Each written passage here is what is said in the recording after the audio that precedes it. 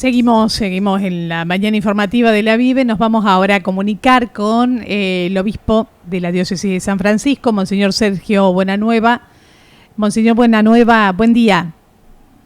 Muy buenos días, ¿qué tal? ¿Cómo están ustedes? Muy bien, aquí desde Las Varillas está hablando obispo con Andrea Bertanolio y con Matías Clemente. Bueno, Andrea, Matías, un gusto. Muy bien, bueno obispo, es noticia hoy las declaraciones que usted ha efectuado, de hecho Cadena 3, hablando de esta vinculación del dirigente social Juan Grabois con el Vaticano, con el Papa, la representatividad que tiene de la Iglesia, y usted ha dicho, bueno, que no, según las declaraciones, bueno, un poco nosotros lo llamábamos para hablar de este tema. ¿Cuál es la representatividad que tiene Grabois con la Iglesia? No, Grabois formó parte años atrás, fue miembro del Pontificio Consejo Justicia y Paz, que era un organismo de la Santa Sede, que ahora se ha integrado en la reforma que ha propulsado el Papa Francisco de la Curia Romana, de un nuevo organismo que se llama Dicasterio del Desarrollo Integral de las Personas, que ha subsumido varios otros organismos que antes tenía la Santa Sede, entre ellos Justicia y Paz. Estos organismos tienen miembros convocados de todo el mundo, laicos, también sacerdotes, religiosos, que se van renovando. Grabois formó parte, pero ya no forma parte más de este organismo, como es normal, no se debe a ningún castigo ni nada de eso. Las personas, hoy el Papa ha establecido que duren 5 años la membresía de esos organismos.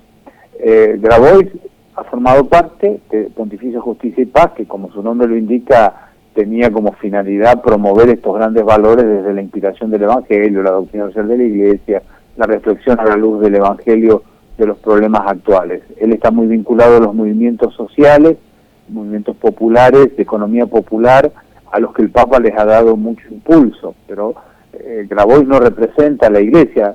El rol de representar oficialmente a la Iglesia ante la opinión pública es parte de la misión que tenemos los obispos, digamos. Bien. Y además el mismo Juan Grabois, yo esta mañana lo aclaraba dialogando en Cadena 3, esto hay que decirlo en justicia respecto de él mismo ha señalado y lo señala una y otra vez, que si bien tiene una relación de cercanía, de afecto con el Papa Francisco, sus ideas y sus acciones de ninguna manera son representativas ni de la Iglesia ni de la autoridad del Papa Francisco, ¿no? Eso me parece que era importante aclarar. Muy bien, eso lo aclara usted también como obispo y lo aclaró el mismo Juan Grabois. Duras las declaraciones del señor Pichetto, bueno, un poco diciéndole esto al Papa, ¿no? Que llegara a controlar estas acciones de Grabois. Me parece que también pasa por ahí. Sí, yo no creo que el Papa tenga que controlarlo a Grabois, es la autonomía que tiene un dirigente social, que digamos que se mueve de acuerdo a sus ideas, que en algunos puntos de contacto lo tienen con el Papa Francisco. En la encíclica reciente Fratelli Tutti le dedica un par de números importantes a los movimientos sociales, pero me parece que en el clima revuelto que tiene la Argentina, donde parece que no hay lugar para los matices, para una reflexión serena sobre las cosas, todo tiene que ser llevado rápidamente a la confrontación de los extremos.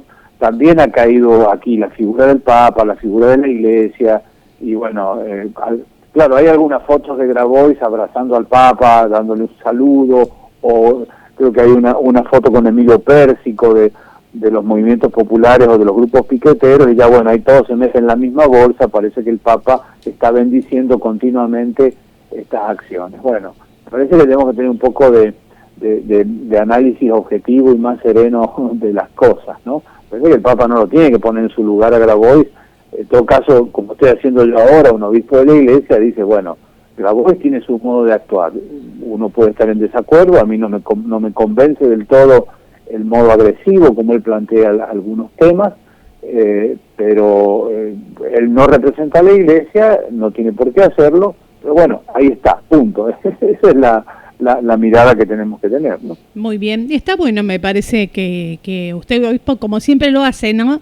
En temas que son a veces complicados de analizar, tome la voz también y salga a los medios, porque a través de los medios llegamos a la gente y esto ayuda. Me parece muy bien la forma en cómo usted se anima, ¿no?, a afrontar estas situaciones del hoy. Y dentro de estas situaciones está el tema que excede a Grabois, que es este tema de las usurpaciones, de la toma de tierras, y me animo a decirle más, el tema de la necesidad que tiene la gente, igual que nosotros, un argentino como nosotros, que ve que con estas situaciones económicas no va a llegar nunca a tener una vivienda.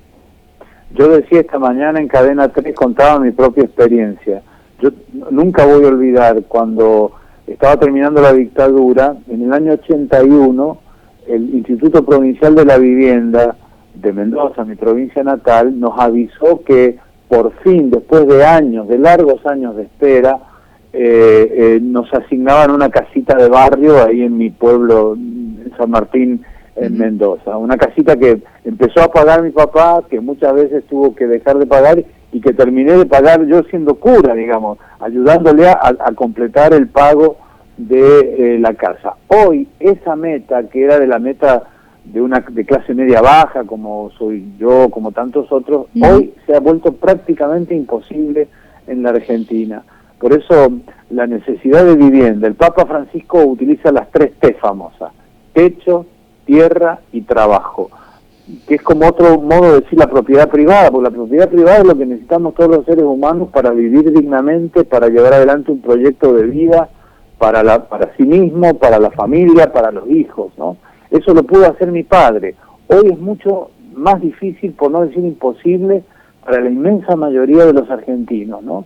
Bueno, creo que esa necesidad está puesta sobre la mesa. Obviamente, esa necesidad no justifica el delito, la ocupación, la violencia, al que se suman otros delitos también, sea el clientelismo político, lo señalaba la declaración de ayer de la Comisión la Comisión Ejecutiva de la Conferencia Episcopal, u otros delitos peores que tienen que ver con mafias que usan a los pobres para usurpar terrenos que después se comercian y bueno, entra en un círculo delictivo muy grande, pero aprovechando el dolor y el sufrimiento de los pobres, ¿no?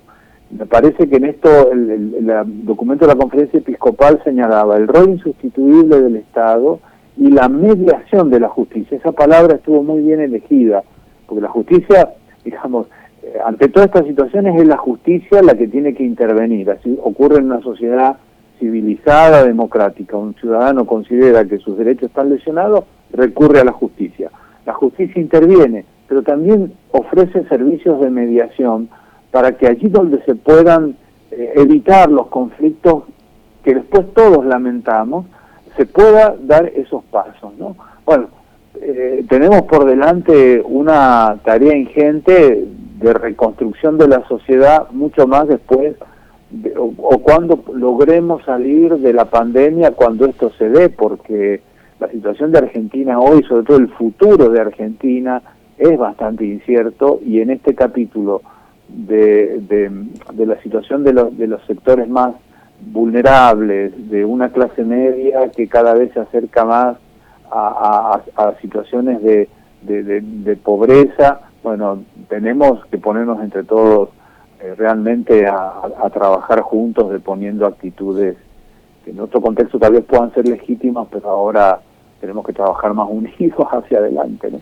Padre, aprovecho la entrevista para pedirle una reflexión a usted, que es una persona con mucha llegada a las personas. Vio que estamos viviendo momentos muy complicados también en temas de violencia. Nosotros que estamos aquí en los medios y todas las mañanas nos levantamos y tenemos que leer las noticias, tenemos que leer cómo muere un policía, cómo muere una persona en manos de policías o de cualquiera. ¿Usted puede hacer una reflexión para las personas que están escuchando para que entiendan este difícil momento y a ver si de una vez por todas nos podemos calmar? Bueno, hace días, hemos tenido el golpe enorme del asesinato de este sacerdote de la diócesis de Río Cuarto, Vicuña Maquena, el padre Jorge Baudaña. Él tiene 2 años más que yo y cursamos algunos años juntos en el seminario de Córdoba, ¿no? Es un hecho, digo, ¿cuántas personas padres, trabajadores, lo hemos visto y lamentablemente nos anoticiamos todos los días de personas que son víctimas de hechos de inseguridad o lamentablemente de gatillo fácil o de situaciones ahí difíciles como las que hemos vivido en Córdoba. Me parece que lo primero que tenemos que hacer es no dejarnos ganar nosotros por la violencia, porque el problema de la violencia, uno de los problemas grandes de la violencia es ese, ¿no? La sola mención de estos hechos nos violentan interiormente. La violencia se contagia y no podemos dejar lugar a la violencia interior que después se transforma, como hemos visto también, hacer justicia por mano propia. Esas cosas no nos hacen bien. Tenemos que serenarnos, ayudarnos y generar entre todos las condiciones para que desde el rol de cada uno, porque los roles son distintos, no es lo mismo cómo los vecinos enfrentamos estas situaciones, cómo nos ayudamos, al rol insustituible que tiene el Estado, que tienen las fuerzas de seguridad. Tenemos que generar entre todos un clima de mayor convivencia, porque yo lo acabo de postear hace poquito, ¿no?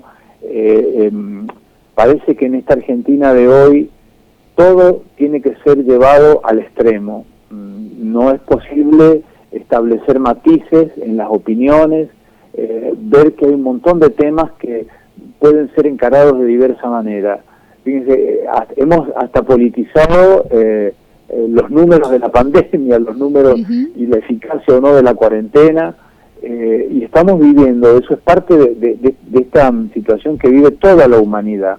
Estamos viviendo una situación que ninguna generación viva tiene experiencia, el efecto de un virus que no controlamos, que hasta que aparezca la vacuna o algún tratamiento, va a seguir poniéndonos en situación difícil. Yo he escuchado el otro día el modo como la canciller Angela Merkel hablaba al Parlamento Federal de Alemania, ¿no?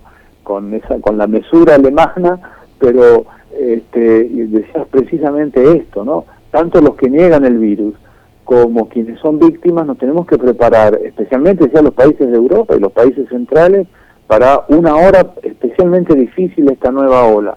Bueno, la vida se nos ha descontrolado, tenemos que aprender a capitalizar los aprendizajes que ya venimos haciendo, aprender a tener otro modo de relacionarnos, de descubrir que estamos juntos en esta lucha y bajar todos los decibeles de violencia interior para poder ayudarnos, porque si no, a las dificultades de la pandemia les vamos a sumar otras dificultades más en nuestros países o en país como Argentina, que ya viene con una crisis social, económica y de convivencia bastante profunda, ¿no? Sí, y estos enfrentamientos en este momento de debilidad que tenemos toda la humanidad en general, no están ayudando. No quita esto que tengamos que seguir luchando todos, porque inclusive nosotros, particularmente los católicos, ante esta concentración monstruosa de la riqueza que está dejando a tanta gente afuera. Exactamente, sí. Digamos, es uno de los puntos que la Iglesia y el Papa Francisco con mucha y especial insistencia está poniendo sobre la mesa, ¿no? El Papa ha sido muy crítico del modo como, por ejemplo, las sociedades más capitalistas han enfrentado la crisis del 2008, donde tuvimos una primera oportunidad de repensar y de reconfigurar el sistema económico, pero bueno, volvió a triunfar el interés de los más poderosos, en desmedro de la economía real se ha privilegiado las finanzas y el dinero fácil. Y bueno, así hemos llegado a esta pandemia, así nos encontró esta pandemia que ha sacado a la luz esas profundas desigualdades o un sistema injusto que, por ejemplo, incluso en países desarrollados han caído en la cuenta de que deberían haber preparado mejor sus sistemas de salud para atender a situaciones como esta y no lo han estado. Así ha ocurrido en Italia, así ha ocurrido en España. Se salvan muy pocos países, los países escandinavos, la misma Alemania, pero ni siquiera Estados Unidos, que como la primera potencia mundial, la pandemia ha puesto a la luz la enorme fragilidad de su sistema de salud. ¿Y qué queda para nosotros, no? Entonces creo que tenemos que repensar las cosas más en profundidad y ojalá que podamos aprender de este sufrimiento enorme bueno, que ya lamentablemente cuenta con muchos hermanos y hermanas que han caído muertos, y el enorme sufrimiento y el coraje de los agentes de salud, porque esto también es un aprendizaje, ¿no? Los hemos visto, ya lo estamos viendo aquí entre nosotros, ¿no? ¿Cómo puede vivir una sociedad sin la tarea y el compromiso de los hombres y mujeres que forman parte del sistema de salud, muchas veces, que llevan adelante con gran convicción y con muy poco reconocimiento de la sociedad, también el reconocimiento económico, sí. Una labor que es imprescindible, ¿no? Totalmente. Obispo, quizás también pueda generarse espacios para que desde la Iglesia Católica, con su compromiso, con su trayectoria y bueno, con toda la organización que tiene, puedan trabajar conjuntamente con los estados para dar respuesta a estas necesidades del techo, ¿no? Del techo y del trabajo de la gente. Aquí la experiencia de las viviendas estas de Cáritas ha sido también muy buena. Esperemos que se pueda volver a esto, reconociendo también esta labor comprometida que se realiza, por ejemplo, desde Cáritas. Sí, la tarea de Cáritas ha sido enorme, digamos, y en esta pandemia lo hemos visto con claridad, porque ocurre en Las Varillas como en la mayoría de las comunidades cristianas. Sí. Las personas que forman Cáritas son personas mayores que se han tenido que guardar por la emergencia sanitaria, y eso ha dado pie para que se integren otras personas más jóvenes que han estado. El voluntariado de Cáritas es un gran voluntariado, digamos, gente que dona su tiempo, su talento e incluso sus bienes, su dinero, para ayudar a los más necesitados. Eso merece ser reconocido y es un deber de justicia hacerlo, ¿no? Me parece importante decir. Muy bien. Bueno, obispo, le agradecemos el tiempo también que ha destinado para aquí, para esta radio, la FM Vive, por supuesto, que para nosotros es un gusto siempre tenerlo también como entrevistado. Y espero poder volver a Las Varillas como al resto de las comunidades en cuanto sea más fácil la circulación y más seguro para todos, ¿no? Muy bien, seguramente. Esperemos así poder hacerlo. Obispo, lo saco de tema y la última pregunta. He visto que en numerosas publicaciones, usted también que anda tanto en las redes, hay oraciones a San Miguel Arcángel, oraciones. Vi ahora que hay como una gran convocatoria a un rosario mundial para rezar así con mucha fuerza para que se vaya, ¿no? Esta peste del coronavirus. Sí, hace poquito el Papa mismo convocó a los niños a rezar el rosario. Uh-huh. Yo creo que hay que pedir dos gracias. Primero, que Dios nos siga fortaleciendo, porque no sabemos esta prueba hasta cuándo nos tocará. Y bueno, si en su providencia lo ha dispuesto, que acorte también el tiempo de esta prueba para todos. Muy bien, así, a seguir rezando el rosario entonces. Gracias, obispo. Hasta luego. Bendiciones. El obispo Sergio Buenanueva, aquí por la FM Vive.